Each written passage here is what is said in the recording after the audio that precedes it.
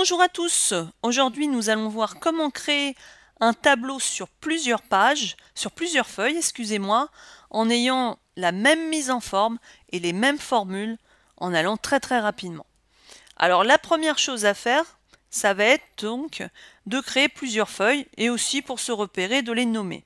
Alors pour ce faire, là ici vous avez donc le premier onglet de feuilles, on va double-cliquer dessus et donc on va par exemple mettre l'année 2016, on va créer un petit tableau de bord.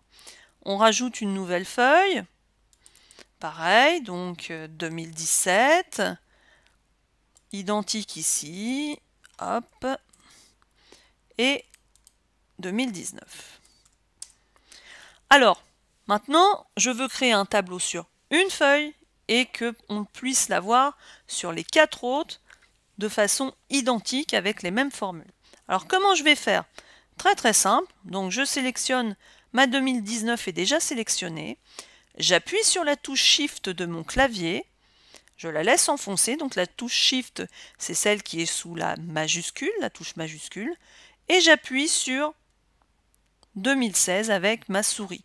Je peux relâcher ma touche Shift, les 4 feuilles sont sélectionnées, vous le voyez ici, avec le petit mot groupe dans votre barre en haut d'Excel. Maintenant, alors, on va pas trop faire des mises en forme extraordinaires pour ce tuto, c'est juste voir comment être rapide. On va rentrer les différentes données. Alors les premières données, par exemple, on va avoir les mois. Donc ici on va commencer par le mois de janvier. Donc une chose qui est existante sous Excel, c'est qu'on peut recopier des listes. Alors comment on fait ça?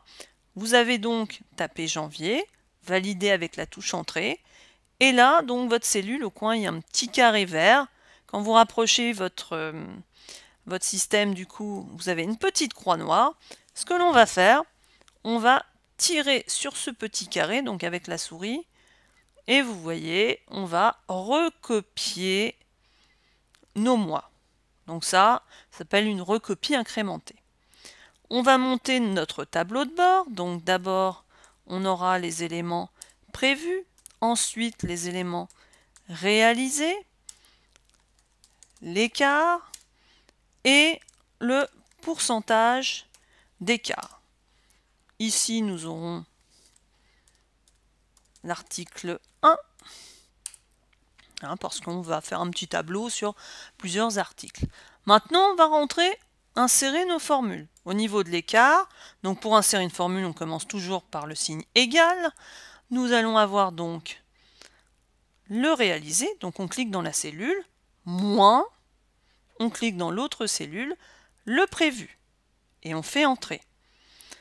Deuxième formule pour le pourcentage d'écart, donc elle commence par égal. On sélectionne donc mon résultat du dessus, que l'on divise par le prévu. On fait entrer. Maintenant, on va mettre en forme l'intérieur de nos cellules, donc jusqu'à écart, ça va être à l'écart, pardon, ça va être un format monétaire, donc on peut appuyer sur le billet. Là, pour le pourcentage d'écart, nous aurons un système en pourcentage. Maintenant aussi, pour ne pas recopier à chaque fois la formule, on va procéder aussi à une recopie incrémentée, c'est-à-dire qu'on va recopier la formule. Donc je vais dans ma cellule. Ici, j'ai mon petit carré vert. Quand je me rapproche, j'ai une croix noire. Je prends ma souris et je tire. Et j'en fais autant pour mon pourcentage d'écart. Hop. Maintenant, j'ai plusieurs articles. Ce que je vais faire, c'est que je vais sélectionner donc tous ces éléments. Pareil, là ici, j'ai un petit carré vert. Ma petite croix devient noire à l'approche. Donc je vais tirer ce bloc sur plusieurs lignes. Voilà, j'en ai un petit peu trop. Je vais retirer les 2 qui en trop. Donc déjà, notre tableau est rentré avec ces différentes formules. Maintenant, on va faire une petite mise en forme très simple. Donc on va augmenter la hauteur et la largeur de nos colonnes.